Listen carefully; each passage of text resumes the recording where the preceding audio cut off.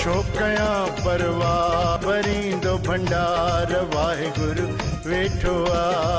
छो कयां परवाह सतगुरु वेठो आ। पाण भरींदो भंडार वाहिगुरु वेठो आ। छो कयां पाण भरींदो भंडार वाहिगुरु वेठो आ। छो कयां परवाह सतगुरु वेठो आ। पाण भरींदो भंडार वाहिगुरु वेठो आ।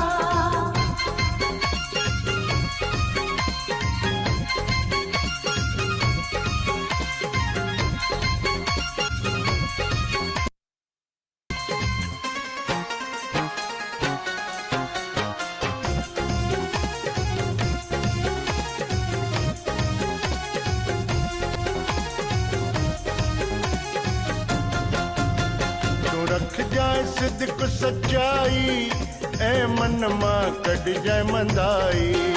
तू रख जाए सिद्क सच्चाई सीने में रख जाए सफाई तो सत में रख जाए सफाई तो सतगुरु थींदो सहाई।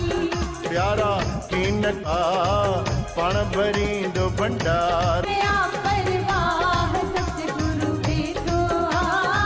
पाण भरींदो भंडार वाहिगुरु वेठो आ। सतगुरु वेठो आ पाण भरींदो भंडार वाहिगुरु वेठो आ। छो कया परवाह भरींदो भंडार वाहिगुरु वेठो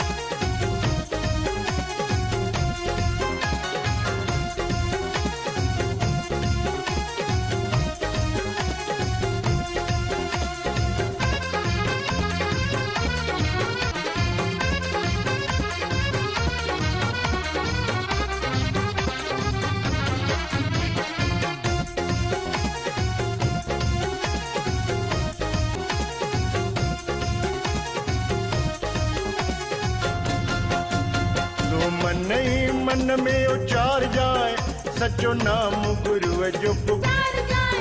सच नाम गुरु जो पुकार जाए। पंहिंजे दिल में दीपक बारे। पंहिंजे दिल में दीपक बारे पोइ खुद जो नज़ारो ॾिस जाए। प्यारा कीन की दिल ला भरींदो भंडार वाहिगुरु वेठो आ। गुरु वेठो आ। पाण भरींदो भंडार वाहिगुरु वेठो आ। छो कयां परवाह भरींदो भंडार वाहिगुरु वेठो आ। छो कया पाण भरींदो भंडार वाहिगुरु वेठो आ।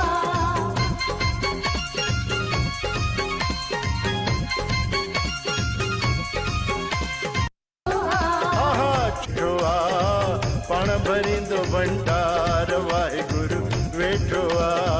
छो कया परवाह सतगुरु वेठो आ। पाण भरींदो भंडार वाहिगुरु वेठो आ। आहा छो कयां पाण भरींदो भंडार वाहिगुरु वेठो आ। छो कया परवाह सतगुरु वेठो आ। पाण भरींदो भंडार वाहिगुरु भंडार वाहिगुरु वेठो आ। पाण भरींदो भंडार वाहिगुरु वेठो आ।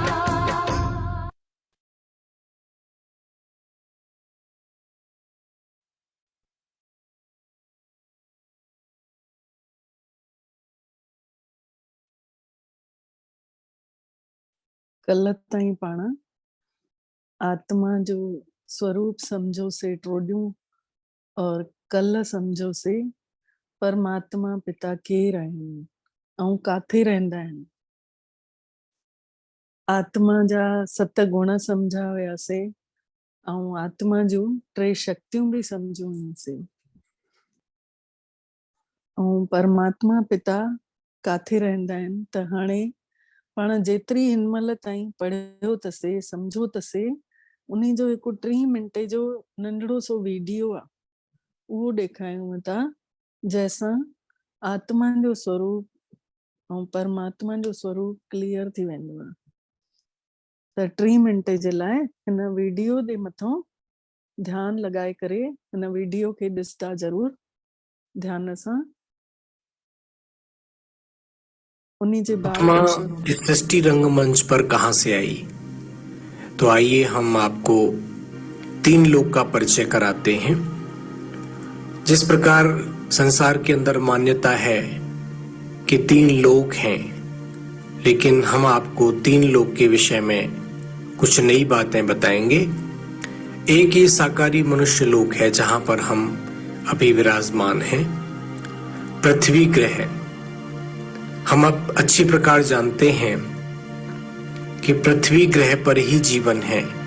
जो 5 तत्व हैं वो पृथ्वी ग्रह पर ही अवेलेबल है और यहीं पर जीवन है। हम शरीर में यहाँ पर हैं। हमारी आत्मा शरीर के साथ इस सृष्टि रंगमंच पर विराजमान है, जिसकी लाइट्स, ग्रह, नक्षत्र, सूरज, चांद, सितारे हैं। इसके ऊपर एक दुनिया है जिसको हम कहते हैं सूक्ष्म लोक। यहाँ पर 3 देवताएं ब्रह्मा, विष्णु, शंकर सूक्ष्म रूप में विराजमान होते हैं। और उससे ऊपर एक दुनिया है जिसको कहते हैं हम ब्रह्मलोक या परम धाम। इसको हम टॉप फ्लोर भी कह सकते हैं। इस सृष्टि का टॉप फ्लोर ब्रह्मलोक है, जिसको इंग्लिश में हम सोल वर्ल्ड कहते हैं। ये दुनिया हमारे लिए बहुत इंपॉर्टेंट है। इस सोल वर्ल्ड में क्या है? वास्तव में जितनी भी सृष्टि की आत्माएं हैं, 700-800 करोड़ जितनी भी आत्माएं हैं, वो इस पृथ्वी लोक पर आने से पूर्व सोल वर्ल्ड अर्थात ब्रह्मलोक में रहती हैं। वहां पर हर आत्मा के, हर धर्म की आत्मा के सेक्शन बने हुए हैं। उनका वो घर है।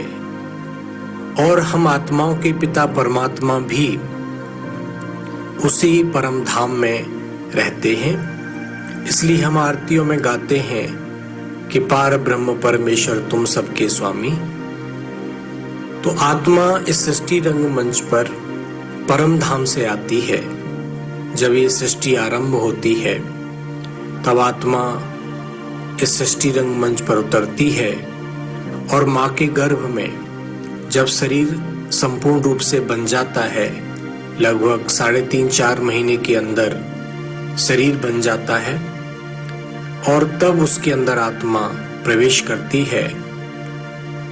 जिस प्रकार कोई भी हम इलेक्ट्रिकल एपरेटस बनाते हैं, चाहे फ्रीज है, मोबाइल है, कुछ भी है, जब वो यंत्र बन जाता है उसके बाद ही उसके अंदर एनर्जी को प्रवाहित किया जाता है।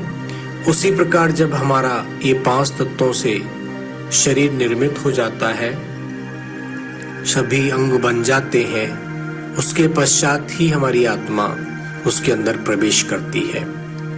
तो जितनी भी सृष्टि पर आत्माएं हैं, मनुष्य हैं, वे सभी परम धाम से आते हैं, क्योंकि आत्मा को शरीर यहाँ मिलता है। 5 तत्व यहाँ पर हैं।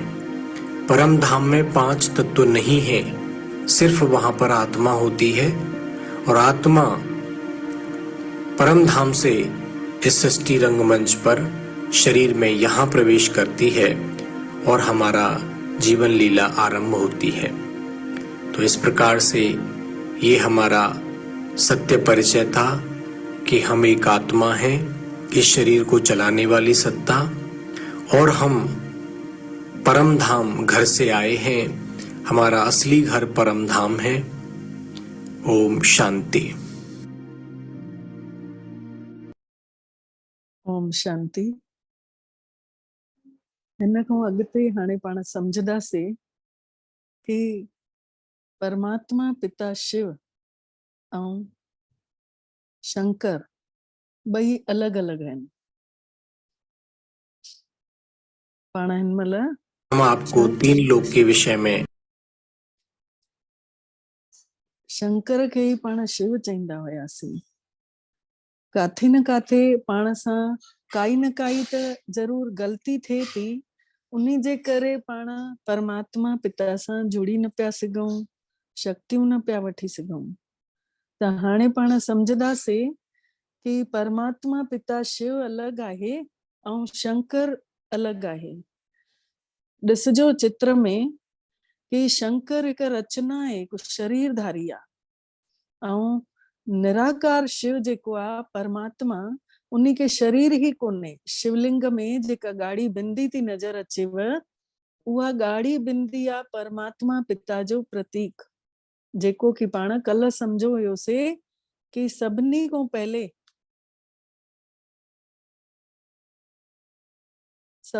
पहले पाण परमात्मा पिता खे श्री कृष्ण ने पहले उन्हीं जी पूजा अर्चना कयईं। कल्ह सम्झो हुयोसीं न, उन्हीं खां पोइ श्री राम ने कयईं। ऐं धीरे धीरे सभिनी जेतिरा भी धर्म आहिनि सभु ॼणा उन्हीं ज्योति स्वरूप परमात्मा पिता खे मञण लॻा। त पाण सम्झूं था इन महिल कि शिव जेके आहिनि उहे निराकार परम पिता आहिनि, ऐं जेके शंकर आहिनि उहे रचना आहे, साकारी शरीर आहे। त रचना आहे शंकर, रचता आहे शिव। शिवरात्रि चई वई आहे, शंकर रात्रि न चइबी आहे। शिवलिंग चइबो आहे, शंकर लिंग न चइबो आहे। शिवालय चइबो आहे, शंकरालय न चइबो आहे। त हे पीउ आहे, ऐं जेको रचना आहे उहा जेका रचना आहे उहो पुट आहे। मतलब शंकर जेको आहे उन्हीं जो पुट आहे, ऐं शिव जेको आहे उहो पिता आहे। त ब्रह्मा विष्णु शंकर इहे टई देव ॾेखारिया अथई न, चवंदा आहिनि ब्रह्मा देवताए नमः, विष्णु देवताए नमः, लेकिन शिव परमात्मा ए नमः चवंदा आहिनि। शिव जेको आहे हिननि आत्माउनि खे रचण वारो। जीअं कोई वॾी कंपनी हुजे, जीअं कोई वॾी कंपनी हूंदी आहे त कंपनी में छा थींदो आहे, जे कोई न कोई वॾो अकाउंटेंट, कोई उन्हीं में वॉचमैन, कोई उन्हीं जो देखरेख करण वारो केयर टेकर, त कोई हलाइण वारो मशीनरी, सभु अलॻि अलॻि हूंदा आहिनि न। त उहा कंपनी हली सघंदी आहे, पाण मालिक त न हलाईंदो आहे। त ईअं ई परमात्मा पिता ने सभिनी खां पहले टिनि देवनि जी रचना कई। ब्रह्मा खे जन्मदाता चयो वियो, ऐं विष्णु खे पालन करता चयो वियो, ऐं शंकर खे विनाशकारी चयो वियो। त ब्रह्मा वांगुरु जीअं ब्रह्मा जे तन में अची करे परमात्मा पिता ये वाणी पाण खे ॿुधाइनि था। हे जेके भी चित्र पाण ॾिसूं था न, ये परमात्मा पिता ने दादा लेखराज जे तन में वेही उन्हीं जो नालो ब्रह्मा रखे, ऐं ब्रह्मा जे तन द्वारा मुख सां ये ज्ञान ॿुधाइनि था, ऐं उन्हीं जे हथनि सां ये चित्र ठाराया हुआ। इन्हीं जो धीरे धीरे तव्हांखे इन्हनि 7 ॾींहंनि में पूरो क्लियर कंदासीव, जंहिंखे भी न सम्झ में ईंदो। शिव जे मथां जेके 3 पत्तनि वारो बेल पत्ता सभु ॼणा चढ़ाईंदा आहिनि, वो ब्रह्मा विष्णु शंकर जा प्रतीक आहिनि कि असां टई तुंहिंजे मथां बलिहार आहियूं। ऐं खीर चढ़ाईंदा आहियूं, पाण सभु जल चढ़ाईंदा आहियूं, ऐं उन्हीं में गुल चढ़ाईंदा आहियूं, कोई ॾही चढ़ाईंदो आहे, पंचामृत ठाहे करे चढ़ाईंदा आहिनि। इहे सभु छाजा प्रतीक आहिनि? पाण महादेव जो सॻड़ो मञंदा आहियूं न, सॻड़े में 16 गंढियूं ॾींदा आहियूं, ऐं उन्हीं खे हेड्रो कंदा आहियूं, उन्हीं खे धूबी सां गॾु रखी करे पाण पूजाऊं कंदा आहियूं। उन्हीं जी कहाणी ॿुधंदा आहियूं कि बानी थी वई राणी ऐं राणी थी वई बानी। त इहो छा रहस्य आहे? इन सॻड़े जो पूरो रहस्य आहे कि भई जीअं जीअं आत्मा परमात्मा पिता सां जुड़दी वेंदी, जीअं शंकर खे ॾेखारियो अथई न पंहिंजे पिता सां गॾु, उन्हीं को कमु इहो ई आहे। पाण जेतिरो आत्मा सम्झंदासीं, परमात्मा पिता खां शक्तियूं पंहिंजे अंदरि प्रवेश कंदियूं, ऐं उहे शक्तियूं पाण ॿियनि खे जेके दुखी पियूं आहिनि आत्माऊं, उन्हनि खे घणा ई ॼणा चवंदा अथव कि तव्हां आयो न त असांजो हे कमु थी वियो। कोई चवंदा अथव तव्हांजा पेर पइनि असांजे घर। ईअं कई ॼणा हूंदा अथव भागनि वारा, जंहिंजो ओरो जेको हूंदो आहे न, आत्मा जो ओरो, उहो हल्को हूंदो आहे। उहा आत्मा जेका आहे कूड़ खां परे हूंदी आहे, ईर्ष्या द्वेष खां परे हूंदी आहे। त उन्हीं जो ओरो जेको निकिरंदो आहे उहो अछो अछो ओरो थींदो आहे। उन्हीं जे कदम पवण सां ई कम रास थींदा आहिनि। संतनि महात्माउनि खे चवंदा आहियूं न, गुरु असांजे घर में अचनि। छो चवंदा आहियूं? छोकी उन्हनि जा औरा जेके आहिनि दुनियादारी खां उहे परे आहिनि, उन्हनि जे अंदरि उहा महल कोन्हे। इन्हीं जे करे उन्हनि संतनि खे चवंदा आहियूं कि तव्हां असांजे घर अचो, पेर टिकाए वञो। त ईअं ई जंहिंमहिल पाण आत्माऊं बि घर वेठे सची कमाई कंदासीं, परमात्मा पिता खे यादि कंदे रहंदासीं हर वक़्तु, त पंहिंजे अंदरों बि उहे उद्गार निकिरंदा, पंहिंजो बि अंदरों अहिड़ी लाइट निकिरंदी, अहिड़ो प्रकाश निकिरंदो जेको कि पूरे घर जे वातावरण खे हल्को कंदो। चईंदा आहिनि न, जैफां चाहे त घर खे स्वर्ग बणाए, जैफां चाहे त घर खे नर्क बि बणाए सघंदी आहे। त अहिड़ा कहिड़ा पाण कम कयूं जंहिंसां घर स्वर्ग ठहे। त जंहिंमहिल पाण आत्मा अनुभव कयूं था घर में रहंदे रहंदे, पंहिंजो पाण उन घर में वाइब्रेशन फैलनि था। परमात्मा पिता इन ॻाल्हि ते ई त फिदा आहे कि पाण जंहिंमहिल आत्मा सम्झूं था, परमात्मा पिता जूं शक्तियूं ऑटोमेटिक पंहिंजे अंदरि पवंदियूं थी रहनि, ऐं जाते पाण हूंदासीं न उतां जा वाइब्रेशन सुठा थी वेंदा। त इन ॻाल्हि खे अञा अॻिते क्लियर करण लाइ हिकिड़ी चौपाई साहिब अथव गुरु ग्रंथ साहिब में, उन चौपाई साहिब में चयो अथव, शिव शंकर बैठे कैठा, महामूढ़ कछु भेद न जानत, महादेव को कहत सदाशिव, निराकार का चीने नहीं भव। मतलब चौपाई साहिब में क्लियर कयो अथई कि शिव ऐं शंकर इकट्ठो वेठल ॾेखारंदा आहिनि। महादेव को कहत सदाशिव, जेको महादेव आहे, जेको शंकर आहे, उनखे सदाशिव था चई छॾनि पिया। सदाशिव त परमात्मा थियो न, शिव माने कल्याण करण वारो, सदा माने हमेशा, हमेशा कल्याण करण वारो त परमात्मा पिता थियो न। त महादेव को कहत सदाशिव, निराकार का चीने ही नहीं भव। इहो गुरु ग्रंथ साहिब जी वाणी में आहे कि निराकार खे सुञाणनि ई कोन था, ऐं शंकर खे ई, महादेव खे उनखे ई चई था छॾनि पिया। त इहा केॾी सुठी ॻाल्हि चई अथई ऐं स्पष्ट कयो अथई। ऐं हिकु जॻह ते अञा चयो अथव चौपाई साहिब में ई, काल पाए ब्रह्मा बपतरा, काल पाए शिवजू अवतरा, समय अचे थो त ब्रह्मा जे तन में अची अवतरित थो थिए, व्यापित थो थी वञे ब्रह्मा जे तन में अची, ऐं समय अचे थो काल पाए शिवजू अवतरा, शिव अची करे पाण अवतरित थिए थो, ऐं पाण अवतरित थी करे काल पाए कर बिसन प्रकाशा, सगल काल का किया तमाशा। सॼे संसार खे हिकु खेल वांगुरु रचे छॾियो अथई, ऐं बुराइनि जो अची करे विनाश थो करे पियो, अच्छाइनि खे अॻिते थो करे पियो। इहो परमात्मा पिता लाइ लिखियलु आहे गुरु ग्रंथ साहिब जी वाणी में। जेको बि गुरु ग्रंथ साहिब पढ़ंदो हूंदो, कृपया करे मुंहिंजी निमाणी वेनिती अथव कि भई तव्हां उनखे समझी समझी करे पढ़ो। समझी समझी करे पढ़दव त हर हिक खे इन वाणी जो अर्थ समझ में अची वेंदो, छोकी परमात्मा पिता जी वाणी आहे न, कंहिं इंसान जी कोन्हे। त उन में जेके ॻाल्हियूं लिखियल आहिनि, सभु उहे ॻाल्हियूं श्रेष्ठ खां श्रेष्ठ लिखियल आहिनि, असांजे जीवन खे उजागर करण लाइ लिखियल आहिनि, कि असां उन्हनि ॻाल्हियुनि खे समझी करे पंहिंजे दिलि में करे पाण उन सां अॻिते वधूं। भले थोरो सो पढ़ूं न, 4 लाइनियूं पढ़ूं, पर उनखे समझी करे पढ़ूं। नेक्स्ट, हाणे पाण समझदासीं सृष्टि जे चक्र खे, कि पाण हिन सृष्टि में कीअं आयासीं, ऐं हिनखे चक्र में जेको इहो खेल रचियो अथई परमात्मा ने, इन खेल में पाण हिनमहिल काथे आहियूं। त हिन सृष्टि जे चक्र खे ॾिसो, चित्र खे तव्हां ॾिसिजो। आरती जी थाली में पाण इहो स्वास्तिका ठाहींदा आहियूं न, ऐं कई ॼणा त घर जे ॿाहिरि बि ईअं लिखवाईंदा अथव। कई ॼणा शुभ लाभ लिखंदा आहिनि ॾियारी जे महिल, छड़ो ॾियारी जे समय ते लिखंदा आहिनि। पर दिलि सां सोचींजो, अगरि असां शुभ सोचींदासीं त असांखे लाभ मिलंदो ई मिलंदो, छड़ो दीवालनि ते लिखण सां न मिलंदो। शुभ सोचींदासीं त लाभ ज़रूर मिलंदो, ऐं लाभ मिलंदो आहे भलो भला। त जंहिंमहिल पाण शुभ था तो हो भला, चईंदा आहिनि करते चलो सबका भला, जीवन जीने की यही है कला। त इहो जेको पाण खे सेखारे थो परमात्मा पिता, त हिन समय सृष्टि चक्र जेको ॾेखारिनि था, इन्ही में अथव पाण जेको आरती जी थाली रखंदा आहियूं, उन्ही में 4 भाग ठाहींदा आहियूं, ऐं सभिनी में हिकु हिकु बिंदी बि लॻाईंदा आहियूं, ऐं इन्ही 4 भागनि जे विच में पाण हिकु सोपारी रखंदा आहियूं। गोल सोपारी थींदी आहे, परमात्मा पिता जे स्वरूप जहिड़ी सोपारी, ऐं उन्ही में विच में ई छो रखंदा आहियूं, छोकी उन्हीअ हिननि सृष्टि खे रचियो अथई, चइनिनि भागनि खे परमात्मा ने। पाण ॼाणींदा कुझु कान आहियूं रहस्य, लेकिन पाण इहे चीजां कंदे आया आहियूं छोकी असांजा वॾा कंदे आया, त परंपरा खां थींदे आया, त पाण बि उन शइ खे मने करे कंदा था अचूं पिया।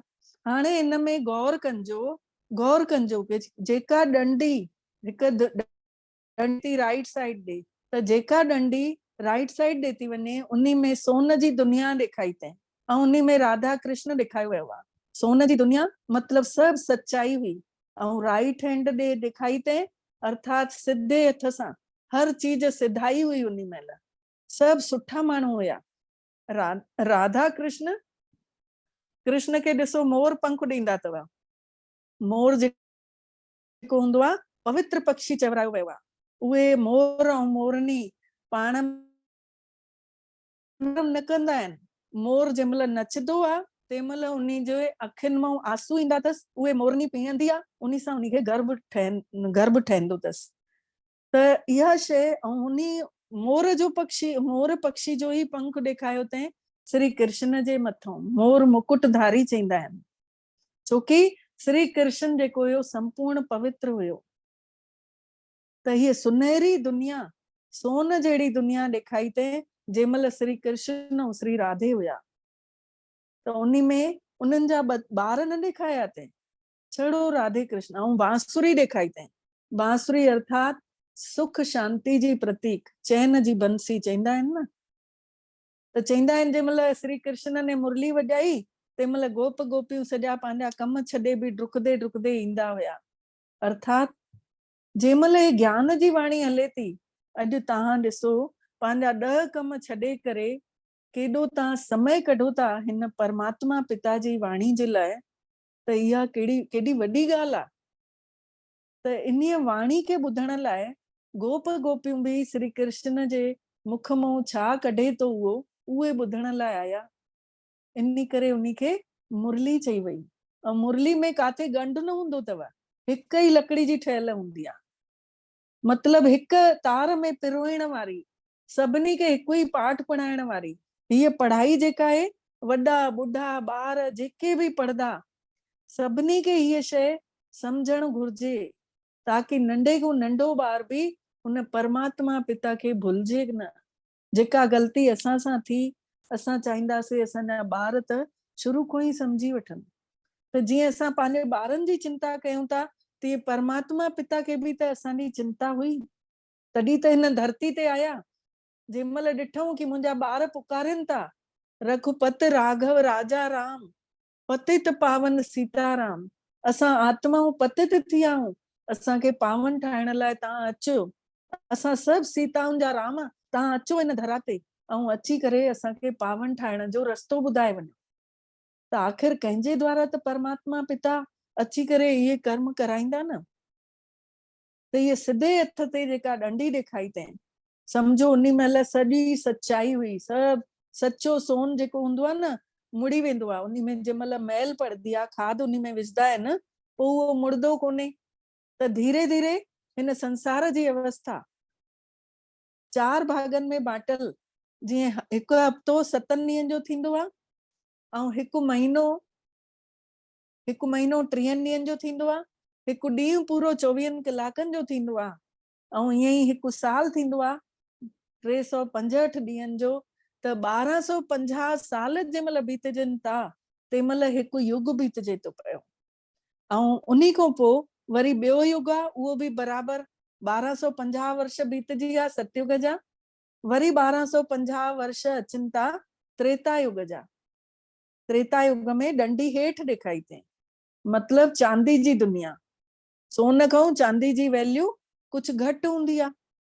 सोन जेको हूंदो आहे ॾाढी उन जी क़ीमत हूंदी आहे, ऐं चांदी जी थोरी घटि क़ीमत हूंदी आहे।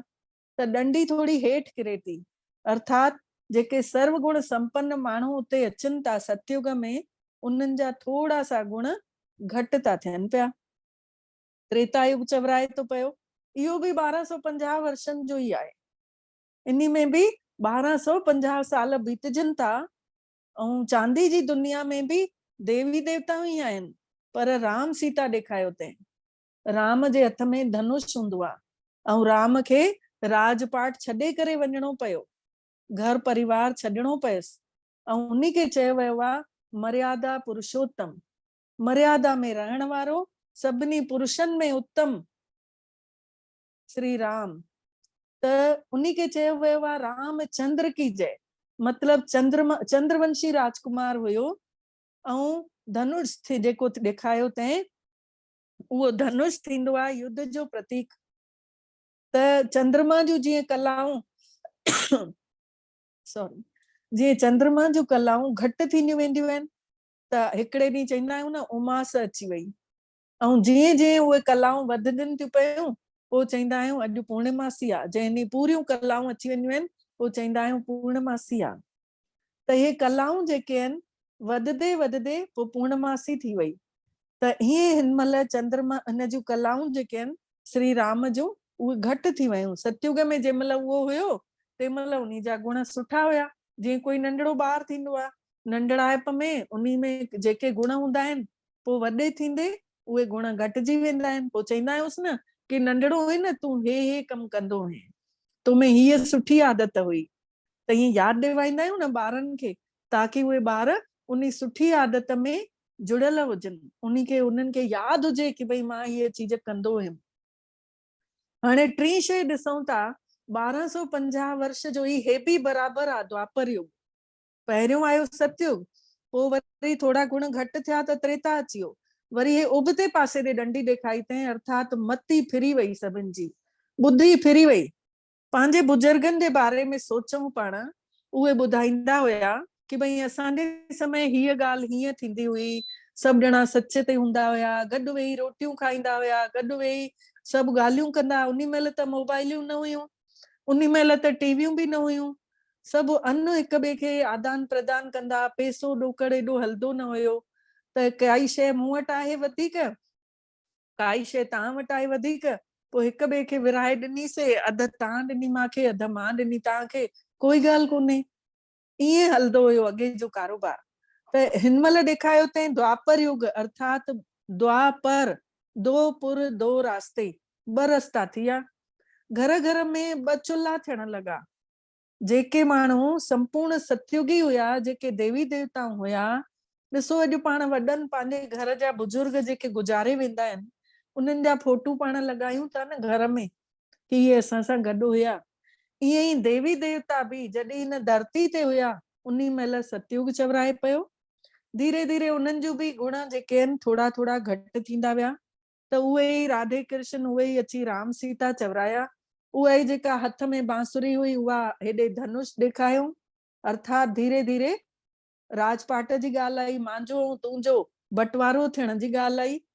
वरी द्वापर युग अची वियो त घर घर में ॿ चुल्हा थी विया, ससु नुंहुं धार धार थियण लॻियूं, भाउ भाउ जी दीवाल पइजी वई। भई हिकु माउ पीउ 4 ॿारनि खे पाले थो पियो ऐं 4 ॿार मिली करे हिकु माउ पीउ खे अॼु नथा पाले सघनि। अहिड़ी अवस्था हिन महिल अची वई आहे कलयुग में। जंहिं महिल ॾेखारियो तंहिं कि भई कारो हिकदमि, कलयुग खे ॾिसो हिकदमि कारो, ऐं द्वापर युग खे कापर, मतलब तांबे जी दुनिया। मतलब उन्ही महिल तांबे जी दुनिया हुई, परमात्मा पिता मथों ॾिसनि था कि मुंहिंजा ॿार केॾा सुहिणा हुया, सर्वगुण संपन्न हुया, देवी देवताउनि वांगुरु उन्हनि जा सभिनि जा नाला छा हुया, कृष्णा देवी, कमला देवी, सभिनि जे पोइतों देवी शब्द लॻंदो हुयो। ऐं अॼु ॾिसो मिस्टर एंड मिसेस चवराइण लॻा। काॾे फर्क़ु अची वियो। हिकिड़ो मैसेज आयो मुंहिंजी मोबाइल में कि अॻे न जंहिं महिल हो ईंदा हुया सभु, जंहिं महिल सतयुग हुयो, सुठा माण्हू हुया, त तंहिं महिल छा ईंदो हुयो, लिखजी ईंदो, हुनमें लिखदा हुया घर जे ॿाहिरि अतिथि देवो भव। अतिथि जेके आहिनि देव स्वरूप हूंदा आहिनि। ऐं धीरे धीरे अवस्था घटिजंदी वई संसार जी, गुण ख़तम थींदा विया त माण्हू लिखण लॻा दर जे ॿाहिरों सुस्वागतम। वरी धीरे धीरे अञा बुद्धि घटिजंदी वयनि, पोइ लिखण लॻा शुभ लाभ। ऐं हाणे ॾिसो कलयुग जे आख़िरी में ॿाहिरि छा था लिखनि कि कुत्तों से सावधान। कुत्ता पालनि था घर में, ऐं बुजुर्ग माताउनि पिताउनि खे ओतिरी पुछाड़ी नथा करनि पिया। न त अॻे वृद्धाश्रम त न हूंदा हुया, छोकी बुढ़ा बुजुर्ग केॾे सम्मान सां पंहिंजे घरनि में रहंदा हुया। त अवस्था ॾिसो कीअं किरदी थी अचे संसार जी। त द्वापर युग अचे थो त मती जेका आहे उबती थी वञे। हाणे परमात्मा पिता मथां ॾिसनि था, मुंहिंजा ॿार हेॾा सुहिणा हेॾा गुणवान कीअं थी विया। अॼु घर घर में ॿ चुल्हा था जलनि। त जंहिंमहिल कलयुग थो अचे उन्ही खां पहले ही द्वापर युग में ही गुरु नानक जन जी पवित्र आत्मा अचनि था, जीसस क्राइस्ट पवित्र आत्मा लहनि था, गौतम बुद्धा लहनि था, इब्राहिम लहनि था। इहे पवित्र आत्माऊं लहनि थियूं अची करे थोड़नि थोड़नि माण्हुनि खे धर्म स्थापना करनि थियूं पियूं, पंहिंजो पंहिंजो धर्म स्थापन था करनि पिया। ऐं धर्म स्थापित करण खां पोइ बि जंहिंमहिल बदलाव नथो अचे संसार में, गुरुनि जी ॻाल्हियूं बि नथा मञनि पिया जंहिंमहिल, उन्ही खां पोइ अंत समय तो अची वञे। कलयुग ऊंधारो ॾेखारियो तैं पूरो, अर्थात कलह क्लेश जो समय, कल युग कलह क्लेश जो समय तो अची वञे। तंहिंमहिल डंडी ॾिसो मथे था ॾेखारनि, अर्थात जंहिंमहिल अति थी वेंदी आहे पोइ अंत अची वेंदो आहे। त जंहिंमहिल अति ईंदी त अंत थियणो ई थियणो आहे, कंहिं बि ॻाल्हि जी अति थी मतिलबु अंत थींदो। त अंत अची वियो आहे कलयुग जो। तंहिंमहिल जी ॻाल्हि लिखियल आहे धर्म शास्त्रनि में, जंहिंमहिल गांइ गंद जे ढेर ते मिलेव, जंहिंमहिल अनाज पैकेटनि में विकामजे, जंहिंमहिल कन्या पाण मुंहं सां चयव कि मुंहिंजो विहांउ करायो, ऐं जंहिंमहिल जाइफूं पंहिंजे वारनि जो सिंगार कंदियूं, कलर लॻाईंदियूं, तंहिंमहिल मां अवतरित थींदो आहियां। इहो शास्त्रनि में लिखियल आहे। ऐं नाखूननि जा सिंगार कंदियूं, बोतलुनि में खीर पाणी विकामजंदा। इहा अवस्था ॾिसो केतिरनि ॾींहंनि खां पाण ॾिसूं था पिया। अनाज वाकई में जेको भंडार भरियल हूंदा हुआ ड्रमनि में, उहे भंडार हाणे ॾिसो काथे आहिनि। हाणे पैकेटनि में अचे थो, 5-5 किले जा अटे जा पैकेट था अचनि। त अनाज जा ॾिसो भंडार हाणे पैकेट ॾिसो। हाणे उहे ई न्याणियूं चवनि थियूं मां फलाणो छोकिरो पसंदि कयो आहे, मूंखे हिन सां विहांउ कराए। इहे शास्त्रनि जूं ॻाल्हियूं सभु सच निकितियूं ऐं कॾहिं कोन थियूं हलनि पियूं। त इहो कलयुग न आहे त छा आहे? महसूस कयूं पाण हिन कलयुग खे कि हिन कलह क्लेश जे समय में ॾिसो परमात्मा पिता जो आख़िरी में अवतरण थो थिए। जंहिंमहिल अति थी वञे न हर शइ जी, तंहिंमहिल परमात्मा पिता अवतरित था थियनि पिया। ऐं ॾिसो उहो अवतरण जंहिंमहिल 12 वॼण वारा आहिनि, हिन चित्र में ॾिसजो 12 वॼण वारा आहिनि। थोड़ो सो हरो समय ॾेखारियो अथई साए रंग जो, ऐं उन्ही समय परमात्मा पिता हिन कलयुग जा जेके 1250 साल पूरा थियण वारा हुया, इन 100 साल जो अंतर अञा बचल हुयो। 1936 में साधारण बुढ़ड़े शरीर में 60 साल जी उम्र हुई, जंहिंजी दादा लेखराज सिंधी शरीर में अची अवतरित था थियनि पिया परमात्मा पिता। जंहिंमहिल माउ पीउ ॿार खे ॾिसंदो आहे कि भई ॿार पाण में विढ़नि था, त कंहिंखे न कंहिंखे मोकिलंदा कि वञ उन्हनि खे छॾाए अचनि। ऐं उन्ही खां पोइ जंहिंमहिल ॿार तॾहिं बि नथा मुड़नि त पाण माउ या पीउ वञी करे उन्हनि खे छॾाए वठी ईंदा आहिनि घर।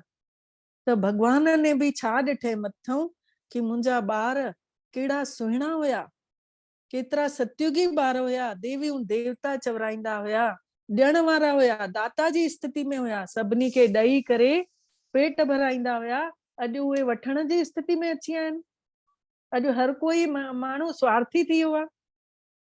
एॾो स्वार्थ थी वियो आहे, एॾो स्वार्थ थी वियो आहे कि हर शइ में पहले सोचनि था मूंखे हिन सां मिलंदो छा पहले, उन्ही खां पोइ अॻिते वधनि था। कंहिंखे बि सहयोग करण लाइ चओ न त मूंखे छा मिलंदो पहले इहो पुछंदव, उन्ही खां पोइ उहे अॻिते अचनि था सहयोग करण। पाण सिंधियुनि में उहा शइ कोन्हे, घटि आहे, लेकिन आहे ज़रूर। त परमात्मा पिता हे आख़िरी जो जेको समय ॾेखारियो अथई न साओ, उन्ही में जंहिंमें 12 वॼण वारा आहिनि, 5 मिंट सम्झो बचल आहिनि, उन्ही समय परमात्मा पिता जो अवतरण थिए थो साधारण ॿुढे शरीर में। ऐं अची करे उहो पाण हिन ज्ञान खे पाण खे ॿुधाइनि था। ऐं जेके ॿार हिन ज्ञान खे पंहिंजे जीवन में हंडाईंदा, जेके पंहिंजे जीवन में आणींदा, उहे वरी सां देवी देवता ठहण जे लाइक़ ठहंदा, उहे सतयुगी दुनिया में लहंदा।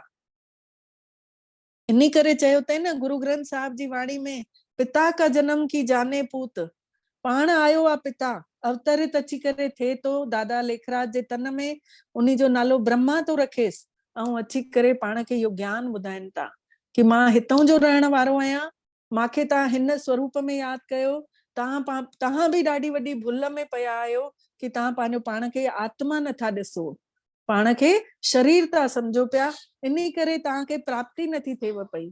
तव्हां जेतिरियूं बि पूजाऊं पाठ उपवास कंदव बि, विर्त बि कयो था, लेकिन प्राप्ति कुछ कान्हे। छो कि भुलिजी विया हो कि भई असां बच्चा कंहिंजा आहियूं। शरीर जा माता पिता ॾियण वारो त उहो दातार आहे, उहो परमात्मा आहे। शरीरनि जा माता पिता जेके बि जंहिंखे बि ॾिना अथई, उहो त परमात्मा पिता ने ॾिना अथई। त असां उन्हनि माता पिता सां छड़ो ॻाल्हायूं था, ऐं परम पिता परमात्मा जंहिं असांखे सभु कुझु ॾिनो आहे, परिवार ॾिनो, बच्चा ॾिनई, खाधो ॾिनई, रहण लाइ छत ॾिनी अथई, उन खे केतिरा न गुणगान ॻायूंसि, हर शइ में असांखे अॻिते तूं कंदो रहे। त उन्हीं परम पिता खे पाण भुलिजी विया आहियूं, उन्हीं जे लाइ पाण खे समय नथो हुजे। त पाण इते इन ॻाल्हि खे सम्झी करे इन परमात्मा पिता जे अवतरण खे सम्झूं। ॾिसो मुसलमाननि जे उन में बि लिखियल अथव, खुद अचे तो खुदा, उन्हीं जो नालो ई खुदा पइजी वियो, छोकि उहो खुद आयो, खुद आ। ॾिसो हिंदू धर्म में भी स्वयं भू, स्वयं इन भूमि ते अची करे अवतरित थिया आहिनि, स्वयं इन धरती ते अची करे अवतरित था थियनि। तॾहिं हिते स्वयंभू स्वयंभू चई चई करे शंभू शंभू चवण लॻा। पर ॾिसो धीरे धीरे सम्झ जो फेर आहे कि सम्झ काथे हुई ऐं काथे हाणे अची पिया आहिनि। त हे चक्र जेको आहे, इहो चक्र निरंतर ईअं घुमंदो रहंदो, जीअं ॾींहं खां पोइ राति थिए थी, राति खां पोइ ॾींहुं थिए थो, केतिरा ईअं समय बीतजंदो थो वञे, केतिरा साल बीतजी विया, नंढड़े खां पाण वॾा थी वियासीं, ऐं ईअं ई ॾींहं राति मटिजंदे था रहनि, इहे ई 24 घंटा हलंदे था रहनि। 12 खां पोइ 13 नथा अचनि, 12 खां पोइ 1 थो अचे, वरी सां शुरूआत। त ईअं ई सतयुग, त्रेता युग, द्वापर युग, कलयुग, जंहिंमहिल इहो कलयुग जो अंत तो थिए, परमात्मा जो अवतरण तो थिए, पोइ ॿारनि खे छांटे तो, चुने तो पियो। हरि कृपा ते संत बेटियां, ज्ञान अंजन गुरु दियां, अज्ञान अंधेर विनाश। ज्ञान जो अमृत बाटण लाइ पाण सच्चो सतगुरु अची अवतरित थियो आहे, अज्ञानता जो अंधेरे जो विनाश तो करे पियो। अज्ञानता असांजे अंदरों निकिरदी थी वञे पई, ऐं जेसि ताईं उन जी कृपा नथी थिए, तेसि ताईं उन हरिय जी कृपा सां ही पाण खे हे ज्ञान मिले तो पियो। इहा ई उन जी कृपा अथव। हाणे इन कृपा खे भी समझूं कि कर और पा, पहले मेहनत कयूं पाण खे आत्मा समझण जी, तॾहिं असां पाए सघंदासीं कुछ। छड़ो सुबुह सां उथी करे पाण खे एतिरो करणो आहे कि उन परमात्मा पिता खे महसूस कयूं कि उन निराकार परमधाम मां मांखे एॾियूं सुहिणियूं सुहिणियूं सुनहरियूं सुनहरियूं सोन जहिड़ियूं किरणा लहनि थियूं पियूं हिन धरती ते, ऐं मुंहिंजे मथां सभिनी खां पहले वरसाए थो पियो। मां आत्मा हिननि किरणनि सां सॼो भिॼी थी वञा पई। सुबुह सुबुह जो उथी पाण छड़ो एतिरो बि अनुभव कंदासीं न, पंहिंजे ॾींहं जी शुरूआत ॾाढी सुठी थींदी। सोचो जंहिंजी गुड मॉर्निंग भगवान सां थींदी, उन जो सॼो ॾींहुं केॾो मस्तु वेंदो। हूअं त चयो वियो आहे, अमृत वेला सच नाम वॾाई वीचार। अमृत वेला सच नाम, उन सचे नाले जो सिमरण अमृत वेले जेको भी उथी करे कंदो, उन जा वीचार ॾाढा शुद्ध थींदा वेंदा। ऐं अमृत वेलो थींदो अथव 3 खां पौणी 5 बजे ताईं। ऐं हिन में ब्रह्मा कुमारी में हिकिड़ो ट्रैफिक कंट्रोल भी ईंदो अथव एप्लीकेशन, अगरि उहो तव्हां डाउनलोड करे छॾंदव त उन में हिकु हिकु ॿी कलाक ते हिकु लाइन छड़ी गीत जी वॼंदव। उन में तव्हांखे अमृत वेले भी गीत वॼंदव, उथारींदव, ऐं 4 बजे वरी गीत वॼंदो, वरी हिकिड़ो ॿीहर की अगरि निंड अची वई त उथो मुंहिंजा ॿार उथो, इहो गीत वॼंदो अथव ॾाढो बढ़िया।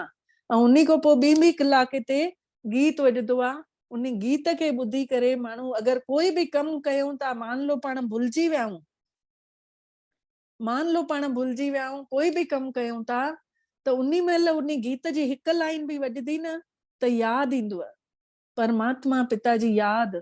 उथंदे वेहंदे सुम्हंदे खाईंदे पींदे हलदे चलदे हर समय यादि हुजे कि उन्ही जी मां बरसात में मां शक्तिशाली थी करे हलां थो।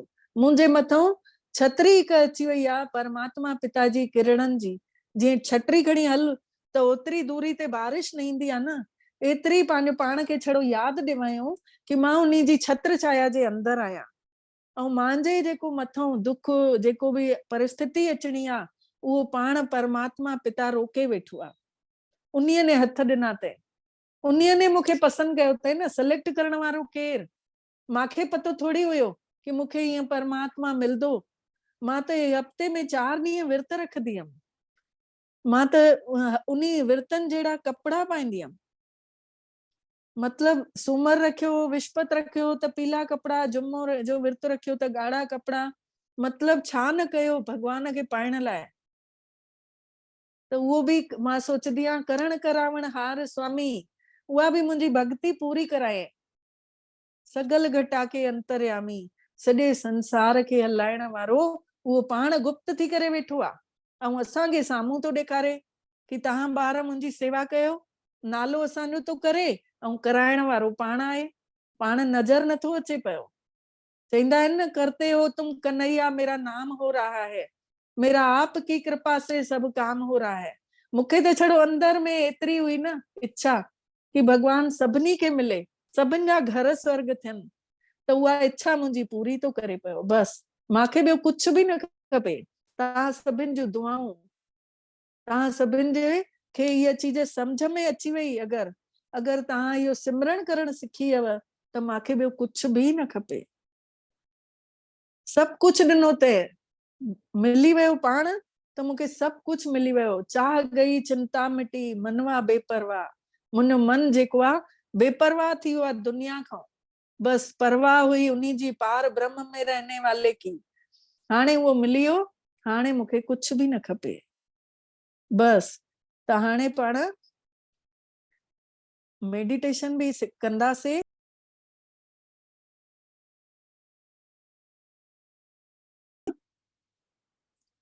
अनुभव कंदासीं। पंहिंजो पाण खे ॾिसो।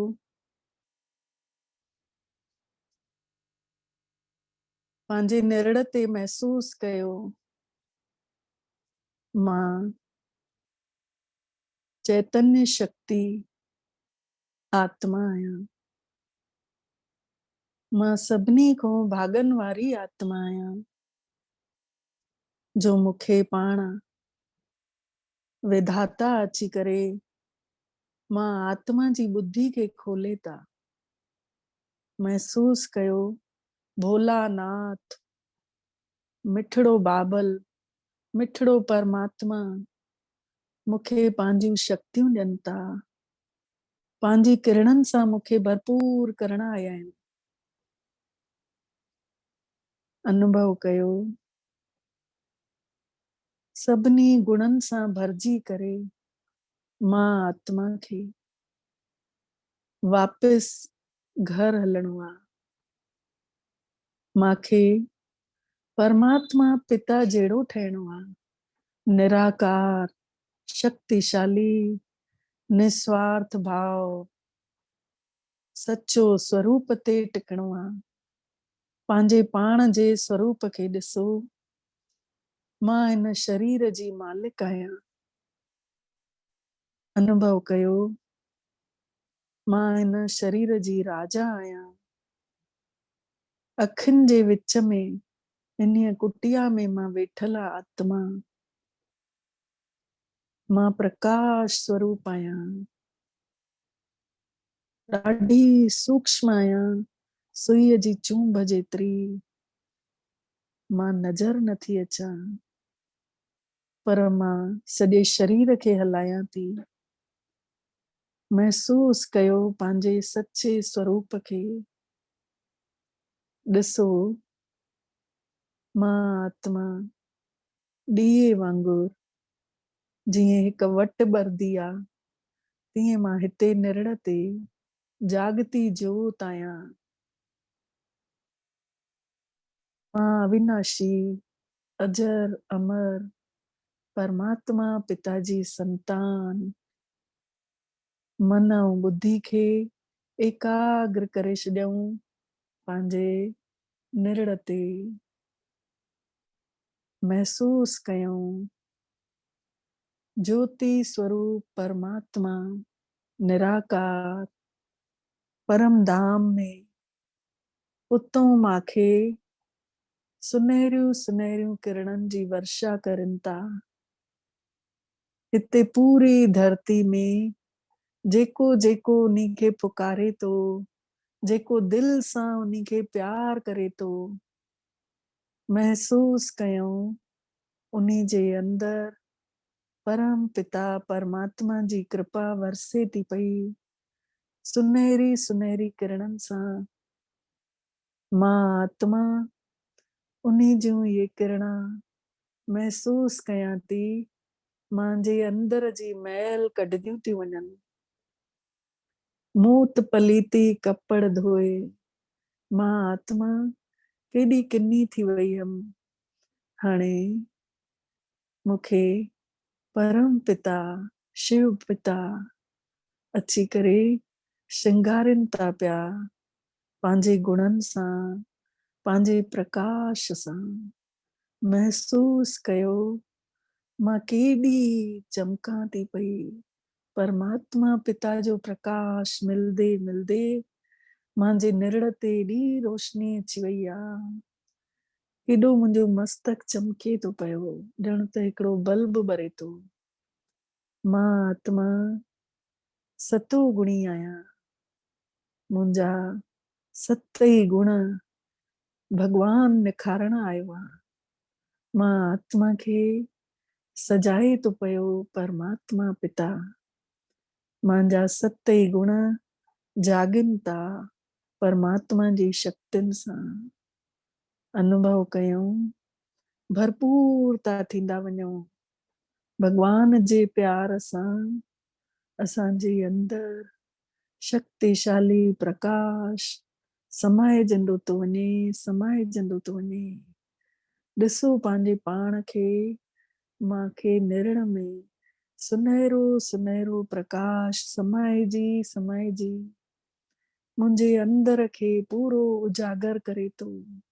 ॼण त अंदर हज़ारियों वोल्टेज जा बल्ब ॿरी विया आहिनि। ॾिसो पंहिंजे पाण खे, मुंहिंजे इन मिट्टी जी देह जे अंदर पूरी लाइट ई लाइट, मुंहिंजो शरीर ई पूरो हल्को थी वियो आहे। परम पिता जो प्रकाश मुंहिंजे अंदर पंहिंजे पंहिंजे मन बुद्धि ऐं संस्कारनि खे पवित्र थो कंदो वञे। मुंहिंजो मन परम पिता परमात्मा परम शक्ति ते एकाग्र थी वियो आहे। अनुभव कयो हिकदम मुंहिंजो मन उन्हीं परमात्मा जे स्वरूप खे थो ॾिसे। हिकदम मां आत्मा जहिड़ो स्वरूप परमात्मा पिता जो ऐं उन्हीं जूं एॾियूं सुहिणियूं सुहिणियूं किरणा जंहिंखे संसार में चईंदा आहिनि सत्यम शिवम सुंदरम। सचो पिता मुंहिंजो, शिव पिता मुंहिंजो ऐं सुहिणो पिता मुंहिंजो, मिठड़ो बाबल। महसूस कयो मां मिठड़े बाबल सां जुड़ी वई आहियां। मुंहिंजे अंदर मिठड़े पिता जूं शक्तियूं मिली मिली करे मांखे ई मिठो था ठाहींदे वञनि। मां आत्मा मिठड़ी ॿोली ॿोलियां थी पई, सभिनी सां मिठो ॻाल्हायां थी। मुंहिंजो हे घर स्वर्ग तो थींदो वञे। हर हिकु इंसान सां मां आत्मा महसूस थी कयां मुंहिंजे व्यवहार में बदलाव तो ईंदो वञे। अनुभव कयूं धीरे धीरे मुंहिंजो व्यवहार बदिलजंदो वञे थो, मिठो तो थींदो वञे। शांत स्वरूप पंहिंजो पाण खे अनुभव थी कंदी वञा पई। मां आत्मा परम पिता शिव बाबा खे समझी करे उन्ही खे पुकारियां थी, मिठड़ा बाबल हाणे मां हिकु सेकेंड में अनुभव कंदासीं पाण सभु उन्ही परम धाम खे, परम धाम जे अनुभव कयो। सुनहरे गाढ़े संसार में पाण हिन भ्रुकुटी तो जाते तिलक लॻाईंदा आहियूं, इतों निकिरूं था पिया निराकारी स्वरूप में, ऐं महसूस कयूं हलूं था पाण नीरे आकाश में, खुले आकाश में। सोचो छड़ो मन सां सोच हलाइणी आहे कि मां आत्मा हिन शरीर खे छॾे निकतमि, ॿाहिरि खुले आकाश में उॾिरदे उॾिरदे मथे था हलदे हलूं, ऐं मथे पहुची करे परम धाम में ॾिसूं परमात्मा पिता जो स्वरूप।